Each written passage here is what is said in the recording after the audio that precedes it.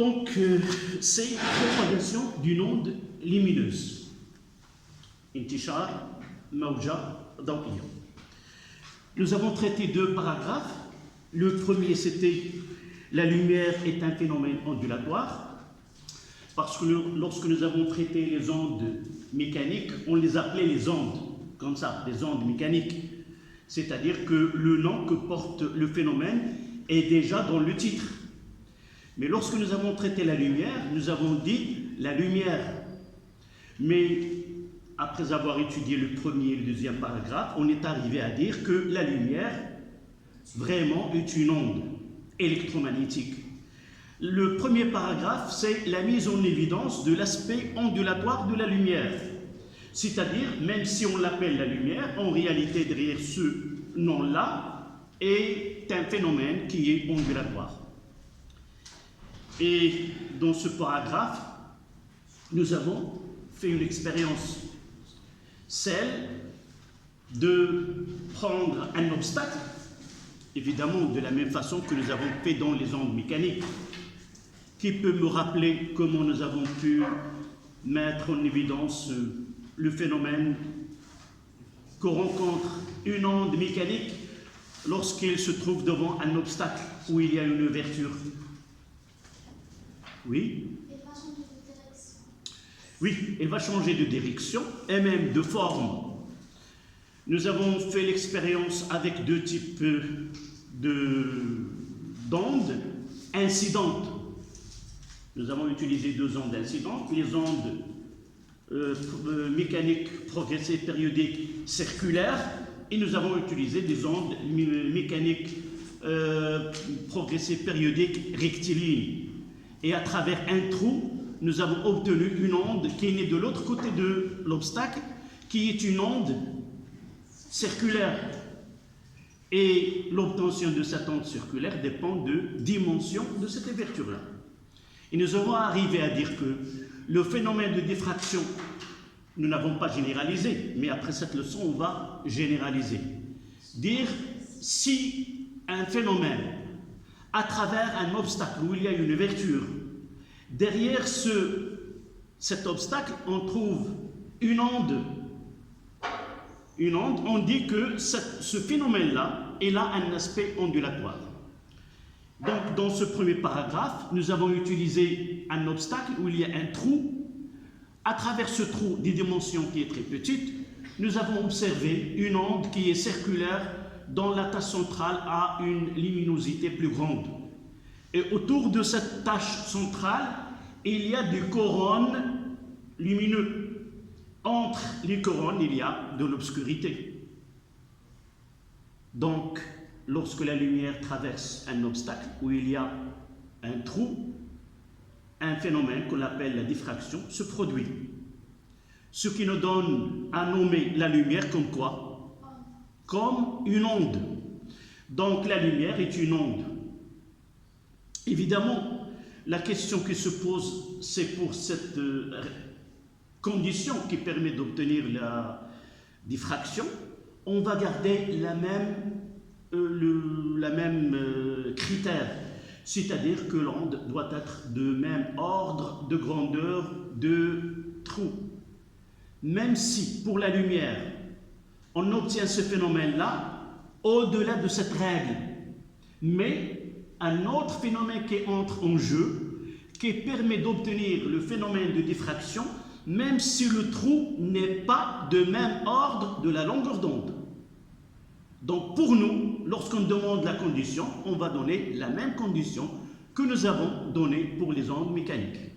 D'accord? L'explication, il est donnée, mais ça, c'est hors notre programme. D'accord? Évidemment, j'ai donné une petite explication au cours de cette séance, mais on n'aura pas besoin. D'accord? Donc, cette onde lumineuse, elle est de quoi formée?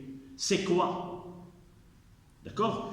Évidemment, c'est la même définition que nous avons donnée pour les ondes mécaniques. C'est une onde c'est de l'énergie.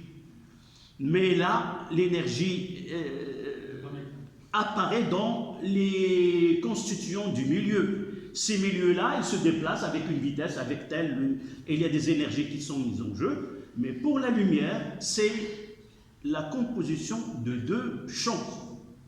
Donc, une onde électromagnétique, et ça vient de le nom, donc de quoi il est composé, ce sont deux champs électriques et magnétiques. Évidemment, la façon avec laquelle ce E et ce B, les deux champs, varient. On peut dire que nous avons une onde électromagnétique alternative sinusoïdale, c'est-à-dire la façon avec laquelle E et B varient en fonction de temps. Ce sont deux fonctions sinusoïdales. D'une façon plus simple, on peut dire que E est égal à EM cosinus de 2π sur T fois petit t, et même pour B. Mais généralement, lorsqu'on travaille avec une onde, on prend que la composante E et on travaille avec E plutôt que E et B. Ça, on ne va pas le traiter dans notre programme, mais généralement, c'est de cette façon que nous pouvons étudier de façon simple cette onde électromagnétique. D'accord? Donc, parlons d'une onde électromagnétique, il y a une période T, il y a une fréquence nue, et entre les deux, de la même façon que pour les ondes mécaniques, nous avons dit qu'il existe une relation mathématique entre la périodicité spatiale qui est lambda et la périodicité temporelle qui est T. Et nous avons écrit que lambda est égal à V fois T, qui est égal à V sur nu, la fréquence de cette onde-là. Évidemment, dans la deuxième partie, nous avons essayé de décerner ou de donner des exemples des ondes lumineuses. Et nous avons parlé de deux types. Quelle est la première onde? Oui. Une onde monochromatique. Mawja uhadiyat al-lawn. C'est-à-dire la lumière verte, la lumière rouge, la lumière bleue. Ce sont des ondes lumineuses caractérisées par une longueur d'onde bien spécifique et une fréquence bien donnée. On l'appelle une onde une onde monochromatique. Pratiquement, comment peut-on dire vraiment que cette lumière-là est une lumière monochromatique? En pratique, ce que votre camarade vient de donner, ils nous ont donné qu'une onde, c'est la définition théorique, mademoiselle. Si on utilise le prisme, on n'a pas de dispersion. C'est exact. Avant de parler de cette expérience-là, en revanche, il y a des ondes polychromatiques, c'est-à-dire une lumière qui est formée au moins de deux lumières monochromatiques. Et pour différencier entre les deux, on utilise un prisme. Un prisme est un milieu qui est capable de donner le phénomène, deux phénomènes. D'abord, le phénomène de ce qu'on appelle de la réfraction et le phénomène de la dispersion. Le phénomène de la réfraction, le phénomène de la dispersion, il émane du phénomène de la diffraction. Tout simplement pourquoi? Parce que le prisme est un milieu qu'on appelle un milieu qui est dispersif. Nous avons déjà parlé d'un milieu dispersif. Tout milieu est dit dispersif si, s'il te plaît. Si deux ondes de fréquences différentes ont des vitesses différentes. C'est très bien. C'est-à-dire, deux ondes de fréquences différentes ont des vitesses différentes et par la suite on va voir qu'est-ce qui découle de cette vitesse différente.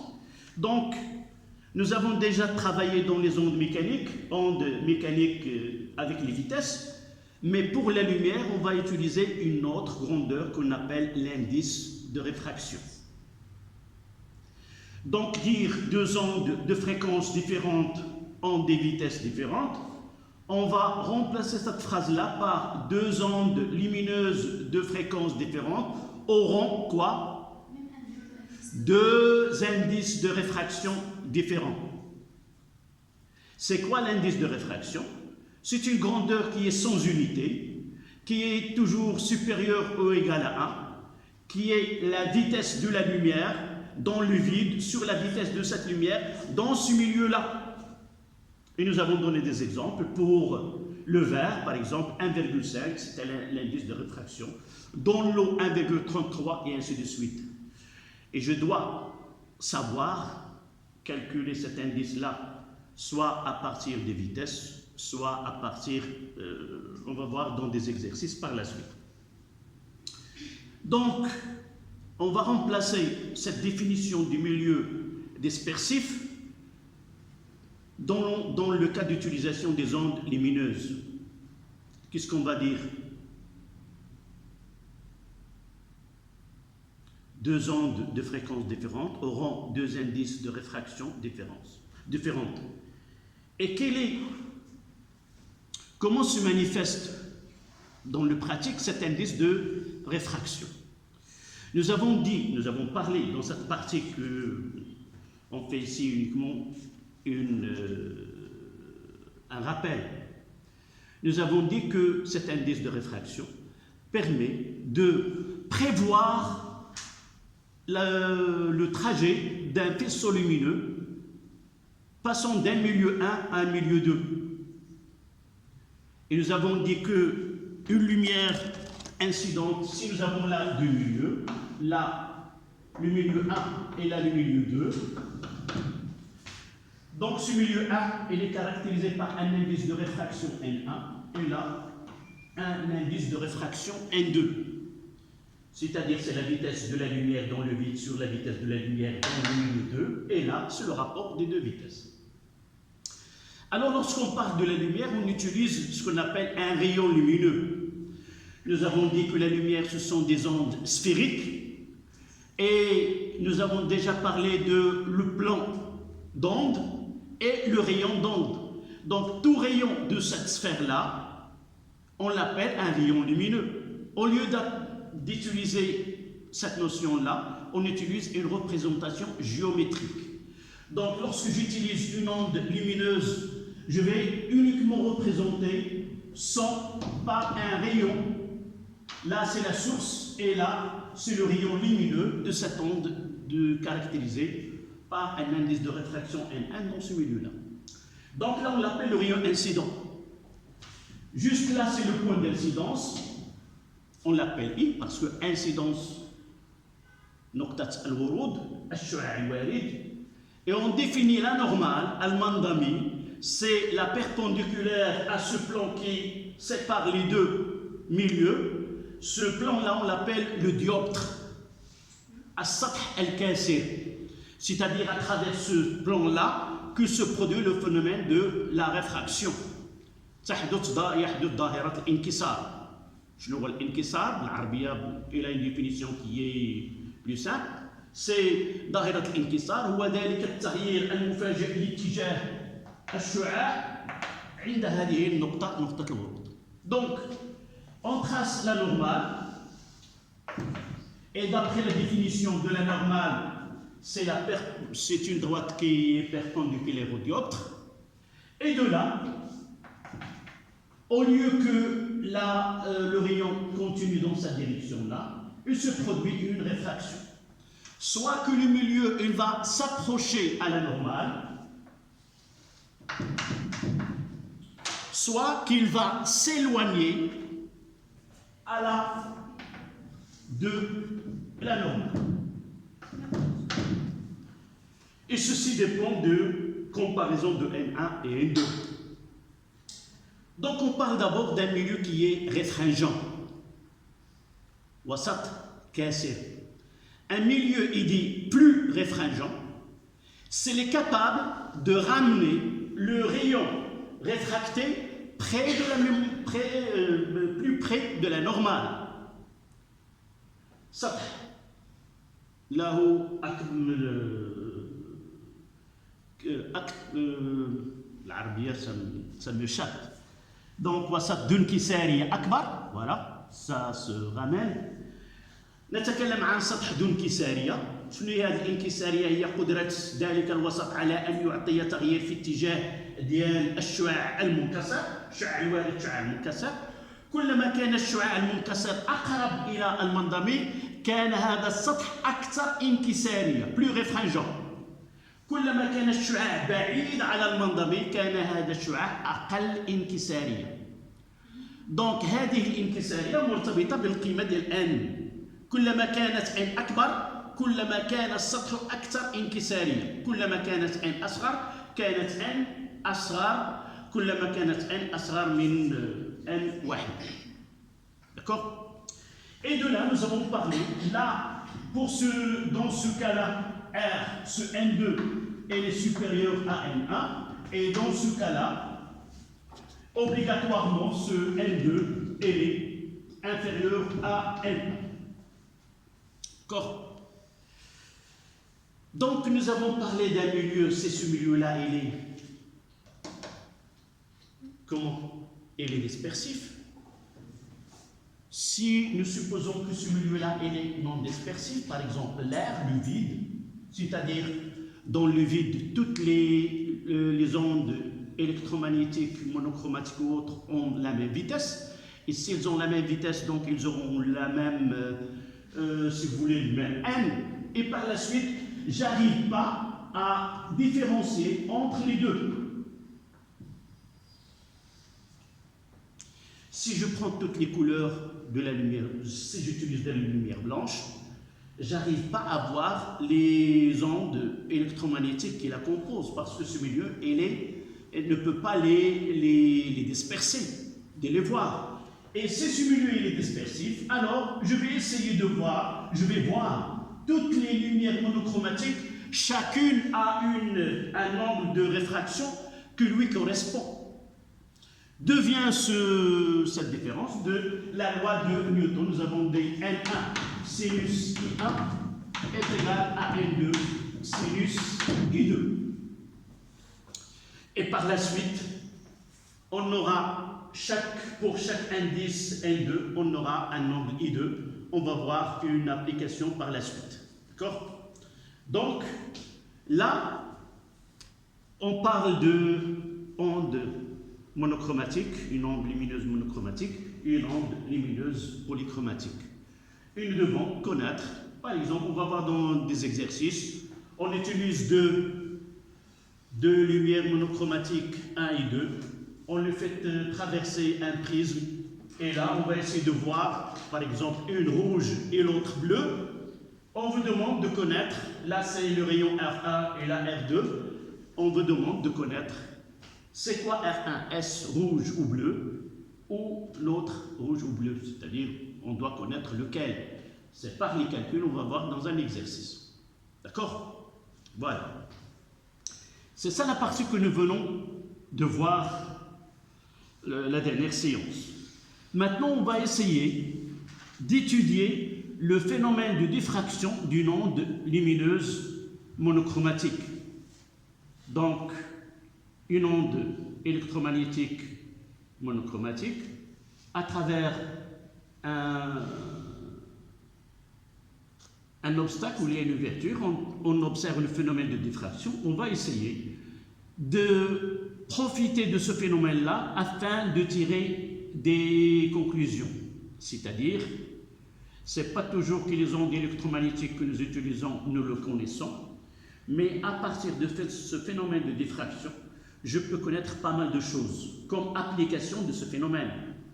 Donc, pour profiter du phénomène de diffraction d'une onde lumineuse, on va essayer d'étudier ce phénomène-là. Quelle est la relation entre la longueur d'onde de la lumière avec le phénomène observé et comment peut-on déterminer la longueur d'onde de cette lumière que nous ne connaissons pas à partir de cette expérience de la diffraction, ou tout simplement, je vais essayer d'utiliser ce phénomène-là pour déterminer le diamètre d'un cheveu ou l'ouverture dans un obstacle, la dimension de cette ouverture. Ce phénomène-là nous permet de déterminer ces deux grandeurs. D'accord? Donc, 3 en chiffres romains, étude de la diffraction.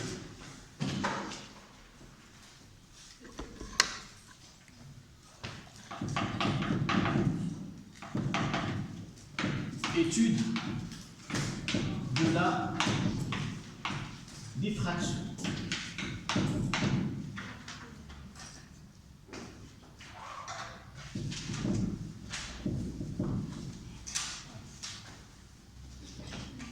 Peut-être je vous ai envoyé l'expérience. Je peux l'envoyer de nouveau. Comment nous avons observé, vous devez connaître. Dans cette expérience, quand est-ce qu'on obtient, lorsqu'on utilise un obstacle où il y a un trou, quelle est la diffraction qu'on obtient sur l'écran, et lorsqu'on obtient une ouverture comme ça. Nous avons deux types de diaphragmes qu'on peut utiliser. Nous avons fait le schéma. Là, un trou, et là, une ouverture de D. Et au cours de cette expérience, nous avons dit que si l'ouverture est verticale, la diffraction obtenue horizontalement et inversement. Parfois, dans un exercice, on vous demande quelle est l'orientation de l'ouverture par rapport au tel. D'accord? À partir du schéma, par exemple, si nous obtenons un schéma comme ça,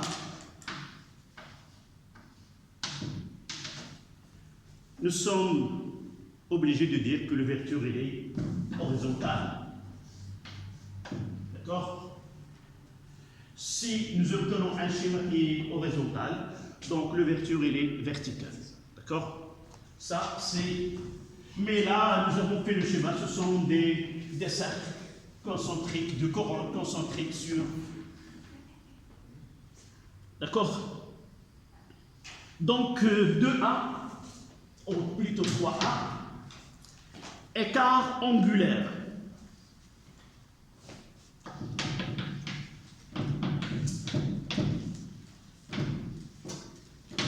Écart angulaire.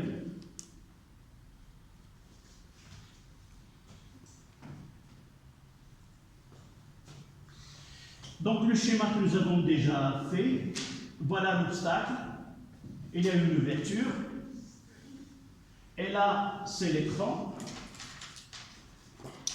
On utilise une lumière qui est par exemple rouge, et voilà ce que nous obtenons.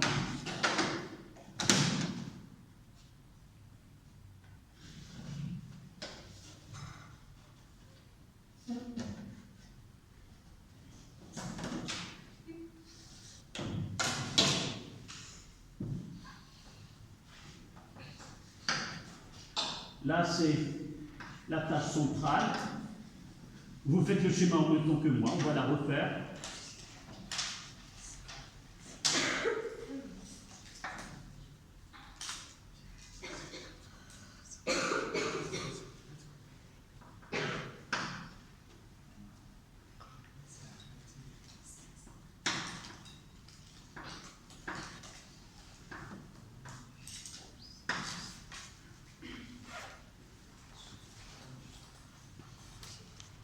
Et là, on va l'appeler l'angle θ.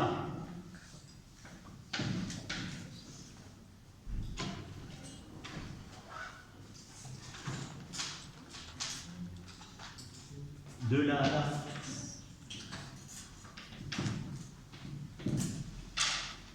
C'est D. La distance entre le diaphragme et l'écran. Et là, c'est la largeur de la tâche centrale. Et là, on a le petit A.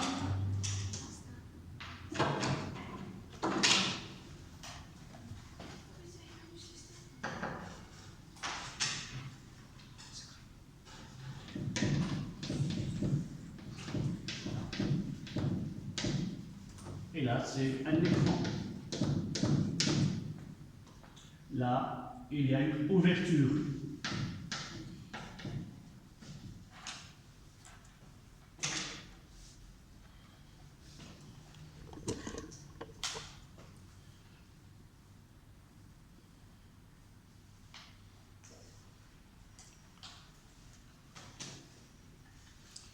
L'exemple que cela. Voilà un diaphragme dont l'ouverture peut être, je peux la régler par là. Voyez là, voyez, je peux diminuer. Mais évidemment, dans l'expérience, on peut mettre, évidemment, vous allez la voir sur l'expérience, lorsque je fais varier ce A, alors ce L qui est observé varie aussi. Et si je fais varier la distance D, cette L varie aussi. On va essayer de trouver quelle est la relation mathématique, qui est ses grandeurs, la largeur de la tâche centrale, la distance entre le diaphragme et l'écran, et même l'ouverture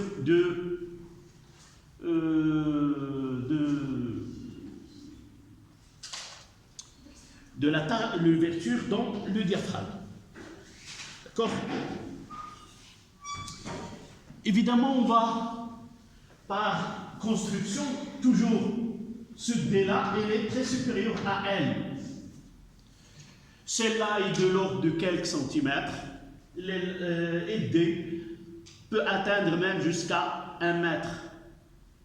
Donc, il est de quelques centimètres, donc D toujours, elle est très supérieure à L.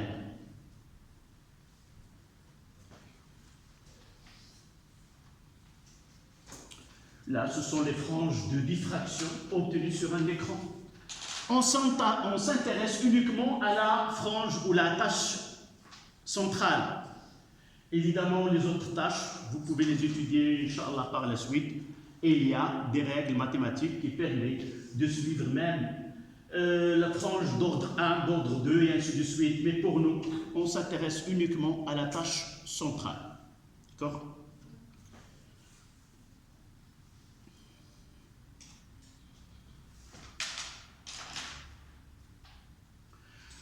Donc, on va définir ce θ, qui est un angle. Son unité dans le système international est le radian. Tout simplement, on peut tirer la définition à partir de schéma.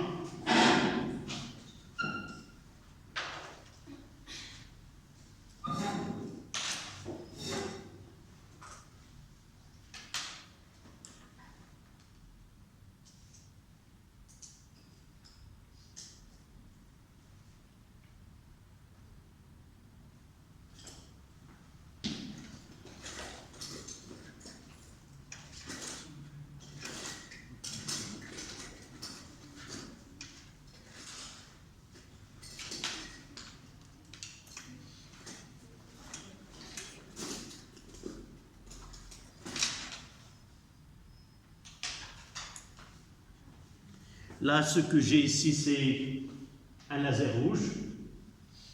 Essayez de voir si on peut voir de l'autre côté. Essayez.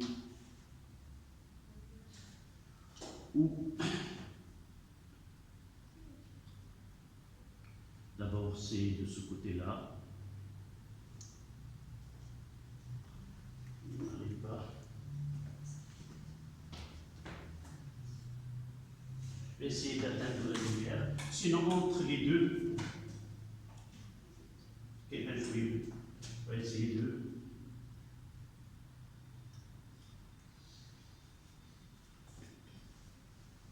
Essayer de. Voilà.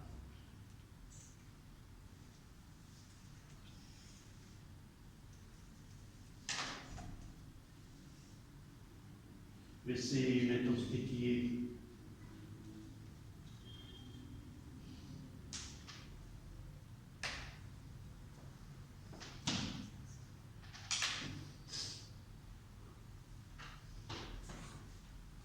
Une intensité très minime, donc on n'arrive pas à voir, mais je l'ai fait, vous pouvez l'observer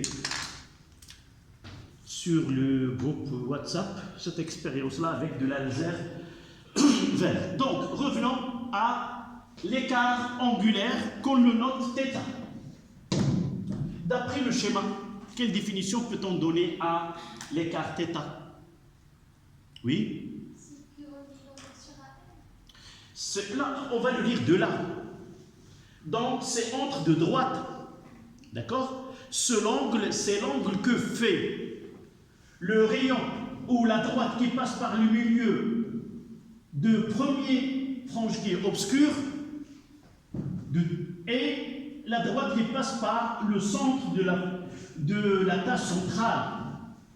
Tout simplement, c'est l'angle que fait la droite qui passe par le milieu. Là, doit être par le milieu de premier tâche sombre et le centre de la tâche centrale. Vous notez.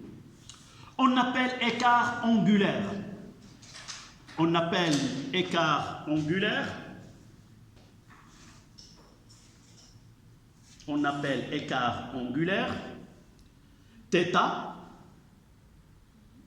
On appelle écart angulaire θ. Exprimé en radians.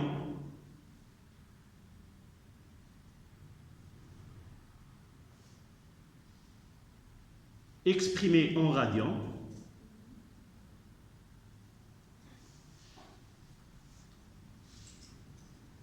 L'angle entre la droite qui passe par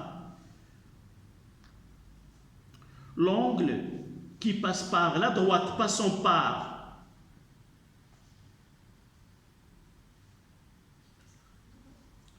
l'angle entre la droite qui passe par l'ouverture et le milieu de la tâche, l'angle entre la droite qui passe par l'ouverture et le milieu de la tâche centrale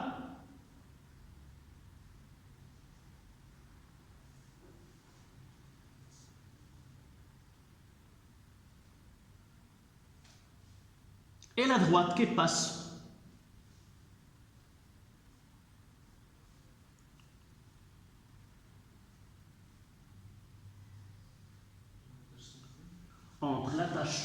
entre l'ouverture et la tâche centrale et la droite qui passe par l'ouverture et le milieu de la zone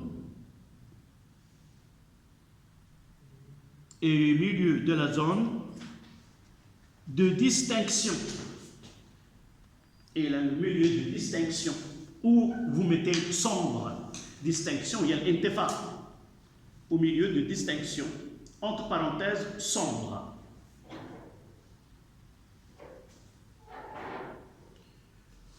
À noter que cette définition peut être donnée dans un examen. Donc, vous devez connaître la définition de l'écart angulaire. D'accord? Donc, vous devez connaître cette phrase-là qui définit l'écart angulaire.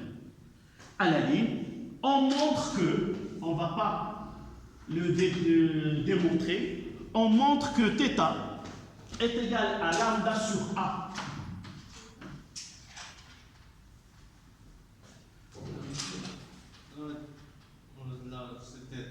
Avec les milieux de la zone. Toujours, entre l'ouverture et le milieu de ça, de la zone de distinction, et le milieu de celle-là. D'accord? Toujours le milieu. D'accord? Le milieu de la zone d'extinction et le milieu de la tâche centrale.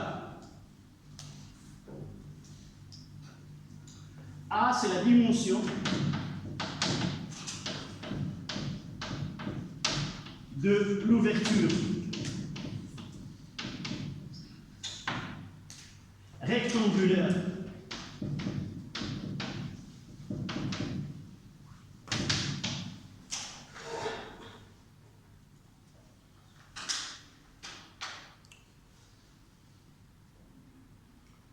N'oublions pas que pour un trou, pour une ouverture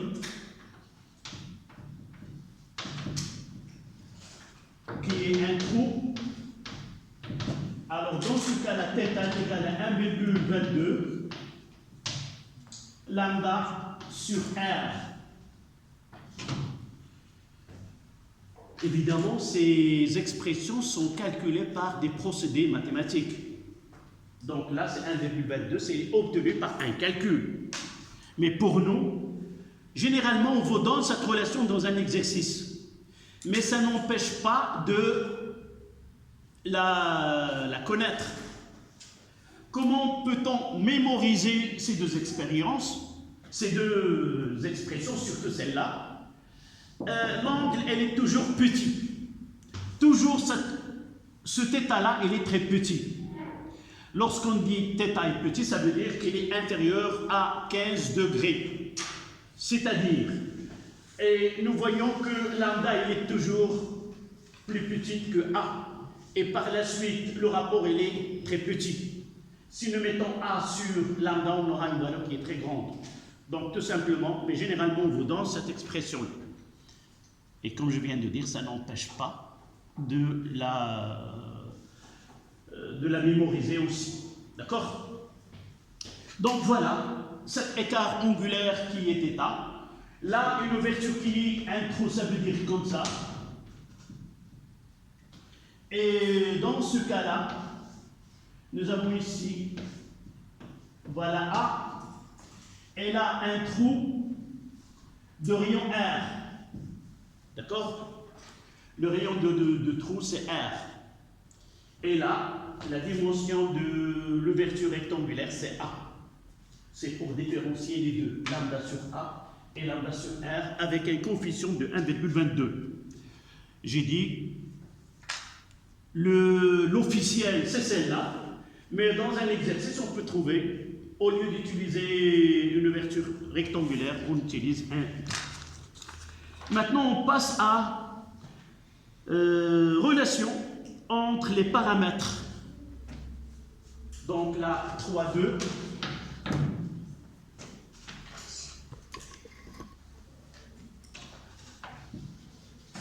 Relation entre les paramètres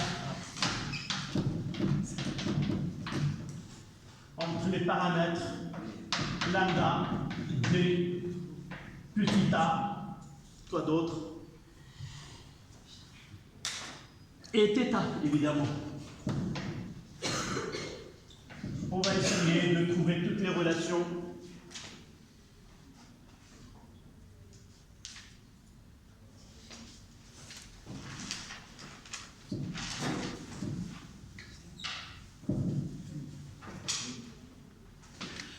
Relation entre les paramètres, la longueur d'onde lambda, la distance d entre l'écran et l'obstacle. Petit a, c'est l'ouverture de la fente que nous avons, et θ, c'est l'écart. Évidemment, on n'aura pas une relation qui nie les autres. On va essayer de donner certaines relations et par la suite déduire une relation générale qu'on trouvera dans les exercices. D'accord?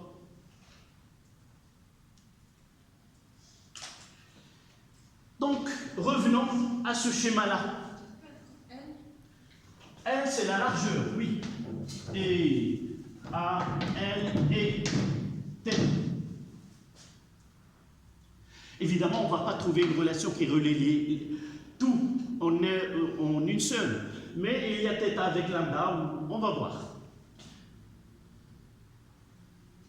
Donc revenons à ce schéma qui est devant vous. Voyez que l'angle θ, c'est l'angle sommet de ce triangle-là.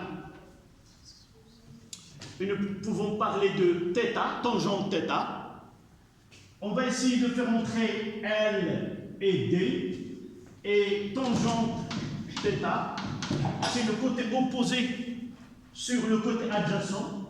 Donc ça sera L sur 2 sur le côté adjacent qui est D. Et de là, on va écrire que tangente θ est égal à L sur 2. Nous avons dit que D elle est très grande devant petit D elle est très grande devant petit l. Ça veut dire aussi que L sur 2D elle est très petite.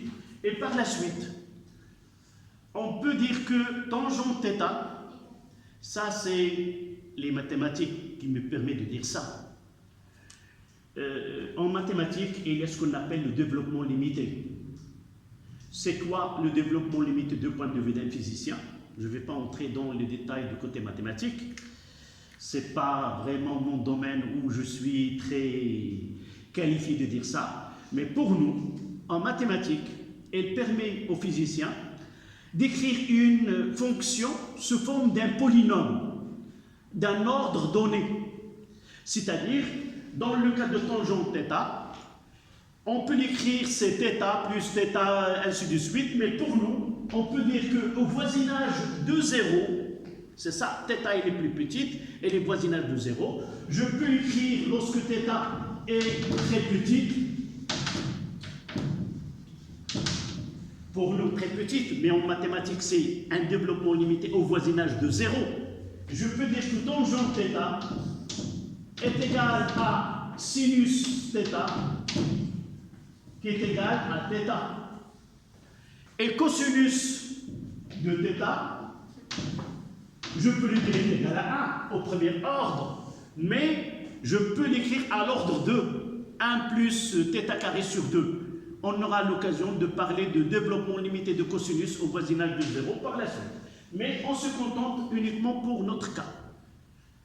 Je peux vérifier avec des valeurs de θ inférieures à 15 degrés qu'on considère en physique petit, par exemple 10 degrés, je peux prendre une calculatrice, chercher tangente de 10 degrés, je vais la noter, chercher le sinus de 10 degrés, je vais la noter, et je vais essayer de chercher la valeur de θ en radians, c'est-à-dire 10 fois 3,14 divisé par 180.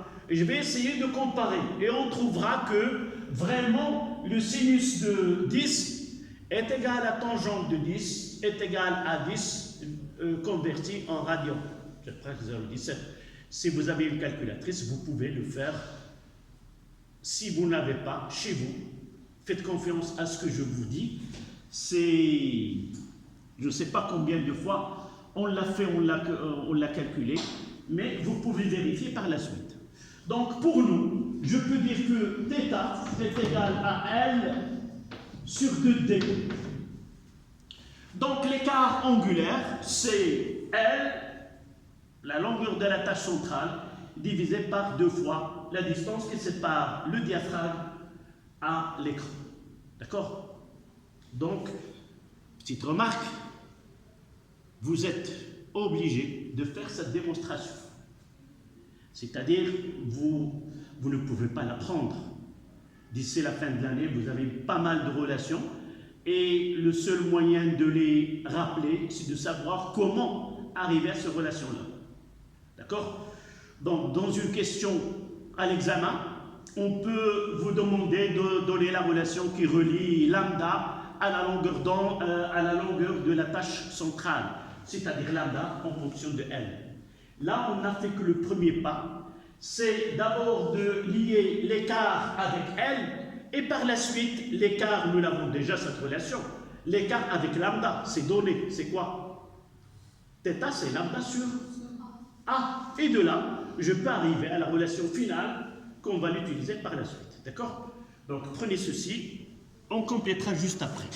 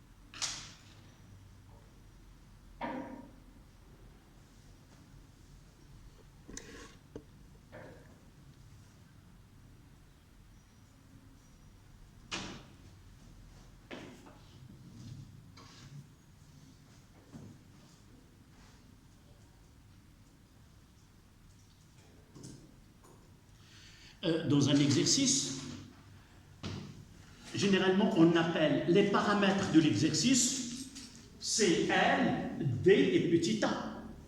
C'est-à-dire dans une question, on peut vous poser, donner l'expression de l'écart angulaire en fonction des paramètres de l'exercice.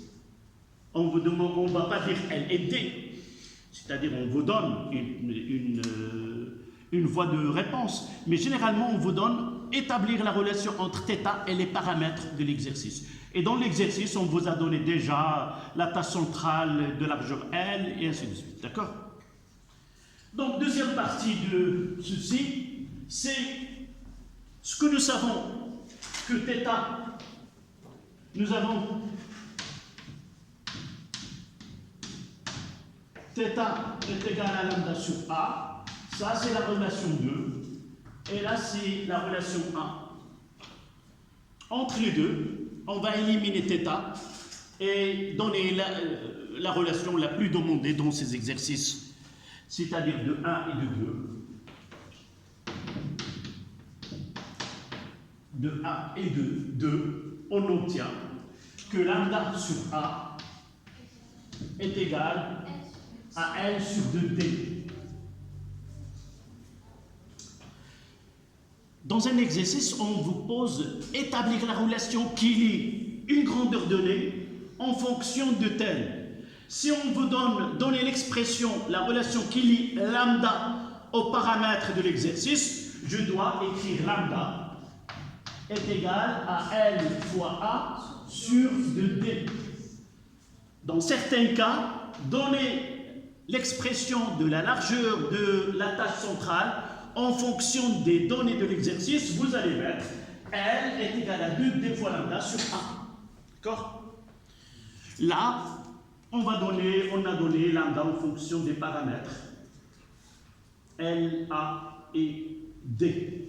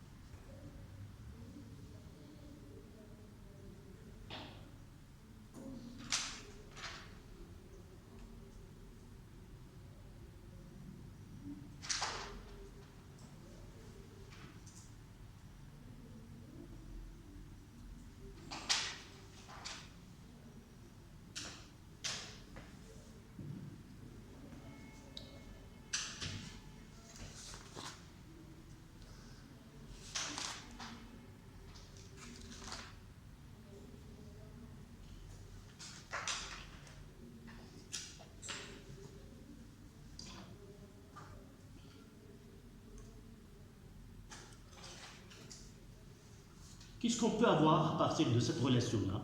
Quelles sont les applications pratiques de ce phénomène de diffraction? Vous voyez que cette relation lie plusieurs grandeurs entre elles. Ça veut dire, comme j'ai dit tout à l'heure, je peux déterminer la longueur d'onde d'une onde électromagnétique monochromatique. Dites-moi comment dois-je procéder pour déterminer la longueur d'onde d'une lumière monochromatique en appliquant ce phénomène de diffraction. Qu'est-ce que je dois faire?